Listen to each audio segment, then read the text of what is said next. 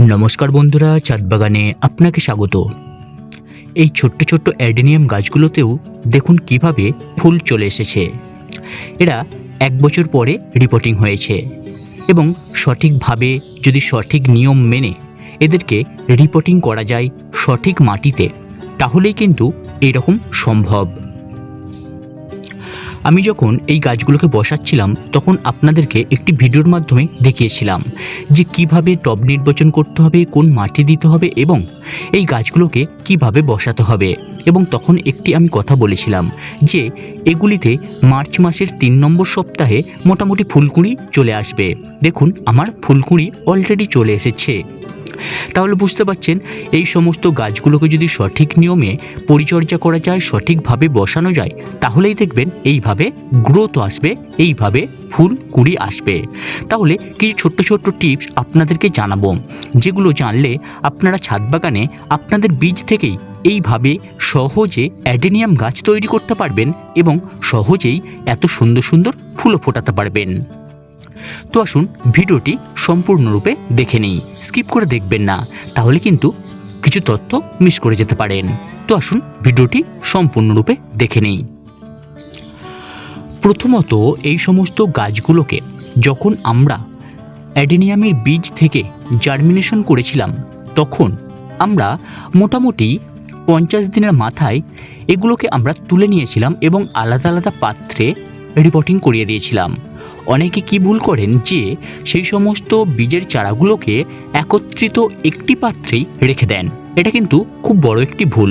কেননা একত্রিতভাবে যদি রাখেন, খাদ্যের কারণে হোক এবং পুষ্টি গুণাগুণের অভাবে এগুলো ছোট হয়ে থাকবে এবং সঠিকভাবে গ্রোথ হবে না, শিকড়ের সেভাবে বিস্তার হবে না।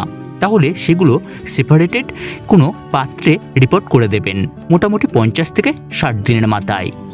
তারপর যখন 8 থেকে 9 মাস কিংবা 1 বছর হবে, তাদেরকে পুনরায় এই মার্চ মাস কিংবা ফেব্রুয়ারির মাঝামাঝি করে রিপোর্টিং করবেন, শিকড় বাকড় কেটে সুন্দর করে মাটি তৈরি করে, যেভাবে আপনারা বড় অ্যাডেনিয়ামকে করেন। বড় অ্যাডেনিয়ামকে যেভাবে আমরা মাটির থেকে তুলে পরিষ্কার করে ধুয়ে নিয়ে এবং মাটিটা সুন্দর করে ঝুরঝুরে তৈরি করে তাতে যেন জল না বসে, সেইটা মাথায় রেখে আমরা এই ছোট ছোট গাছগুলোকেও মাটি থেকে তুলে নিয়ে সুন্দর করে পরিষ্কার করে এগুলোকে আমরা ছোট্ট পাত্র নির্বাচন করব। দেখুন, গাছ যেরকম সেরকম পাত্র নির্বাচন করতে হবে। সেই পাত্র নির্বাচনটাও কিন্তু এই সমস্ত গাছে ফুল ফোটানোর জন্য একটি গুরুত্বপূর্ণ ব্যাপার।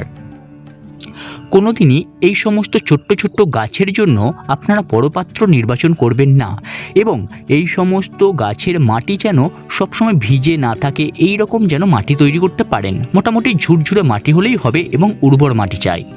আর শিকড় বাকড় অর্থাৎ অবাঞ্ছিত শিকড় বাকড়গুলো একটু পরিষ্কার করে নিয়ে তবেই বসাবেন।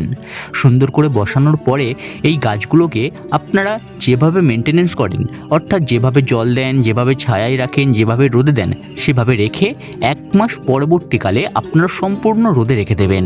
দেখবেন গাছের গ্রোথ ধীরে ধীরে খুব সুন্দর হতে শুরু করেছে। এবং যদি গাছ সেভাবে যদি মেনটেনেন্স করেন, যদি সঠিকভাবে সঠিক যা যা বললাম আপনারা করেন, তাহলে দেখবেন মোটামুটি বসানোর 1 মাসের ভিতরেই আপনাদের গাছে কুঁড়ি চলে আসবে। এবং শুধু কুঁড়িই আসবে না, গাছের যে সঠিক গ্রোথ সেটাও সঠিকভাবে হবে, সেটা আপনাদের একদম দিনের দিন চোখে পড়বে। আর এইভাবে যদি আপনারা দীর্ঘদিন এই গাছটিকে পরিচর্যা করেন এবং এখনও তো এই গাছগুলোকে দেখতে পাচ্ছেন প্রুনিং হয়নি, তাহলে ফুল হবার পরে প্রুনিং করতে হবে এবং গাছের গোড়ায় কিভাবে আবারও খাবার দিতে হবে, তবে গাছ সঠিকভাবে গ্রোথ নেবে এবং আবারও ফুল কুঁড়ি আসবে, সেই পরিচর্যাও আপনাদের থাকবে আমার ভিডিওতে। তাহলে আপাতত এখন যেগুলো বললাম, এই ছোট্ট গাছকে সঠিক গ্রোথে আনা এবং এই ছোট্ট গাছকে কম দিনের ভিতরেই ফুলকুঁড়ি নেওয়া সম্ভব তখনই যখন আপনারা এই গাছগুলোকে সঠিক পরিচর্যা করবেন, সঠিক মাটি, সঠিক টব এবং সঠিকভাবে জল দেওয়া। এই অ্যাডেনিয়াম গাছকে যদি এইভাবে পরিচর্যা করেন আমার মতো করে, তাহলে অবশ্যই অবশ্যই ফুলকুঁড়ি তো দেখতে পাবেনই, এছাড়াও গাছের গ্রোথ কিন্তু অসাধারণ হবে, যেটা কিন্তু নার্সারিরাও হার মেনে যাবে। এই সমস্ত গাছগুলোর দাম কিন্তু অনেকটাই। তাহলে আপনারা দেরি করবেন কেন? গাছের থেকে বীজ সংগ্রহ করে এইভাবে আপনারা গাছ তৈরি করুন এবং ছাদ বাগানে ফুলে গাছে ভরিয়ে তুলুন। অ্যাডেনিয়াম গাছ শুধু ফুলের জন্যই বিখ্যাত তা নয়, কিন্তু একটি যদি সুন্দর ভালো আকৃতির অ্যাডেনিয়াম আপনার বাগানে তৈরি করতে পারেন তাহলে কিন্তু শোভা অনেক গুণ বেড়ে যায়। অ্যাডেনিয়ামের কর্ডেক্স, অ্যাডেনিয়ামের পাতা এবং গঠন খুব সুন্দর, একটি বনসাই আকৃতি দিতে আপনার খুব কম সময়ের মধ্যেই হয়ে যাবে এবং আপনার কোনো রকম সমস্যাও হবে না। খুব সামান্য পরিচর্যা, খুব সামান্য মেনটেন্যান্সের মধ্যেই আপনি এই গাছগুলোকে পরিচর্যা করতে পারবেন।